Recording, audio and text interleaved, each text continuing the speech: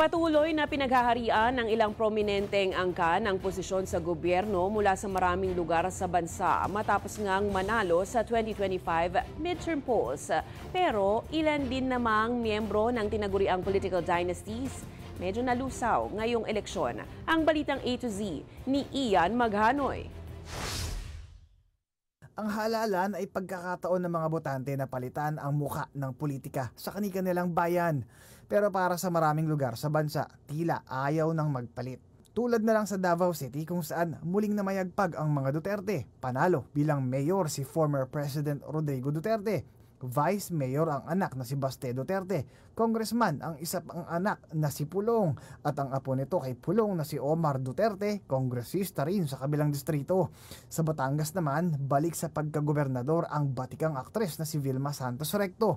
Ang bunso niyang si Ryan Christian Recto, wagi rin sa congressional race sa Lipa City. Samantala, naghahari pa rin ang mga pamilya Remulla at Revilla sa probinsya ng Cavite na tila pinaghahatian lang ang mga posisyon.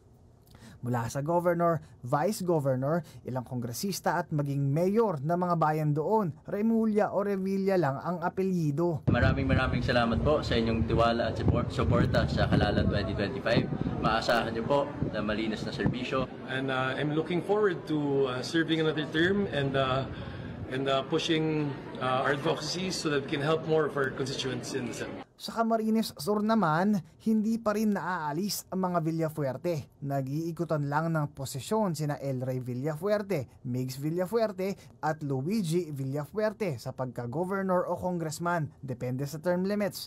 Sa kabilang banda, tila nagsawa na ang Las Piñas City sa pamilya Villar matapos namang maipanalo ng councilor ng lungsod na si Mark Anthony Santos ang congressional race ng nag-iisang distrito ng lungsod na pinagharian ng mga Villar mula pa noong 1960. Nakalikom si Santos ng 108,000 votes laban kay Senator Cynthia Villar na nakalikom lamang ng 78,000 votes. Pero para sa maraming lugar sa bansa, hindi pa malinaw kung kailan at kung mabubuwag pa nga ang mga tinaguriang political dynasty. Para sa Balitang A to Z, Ian Maghanoy.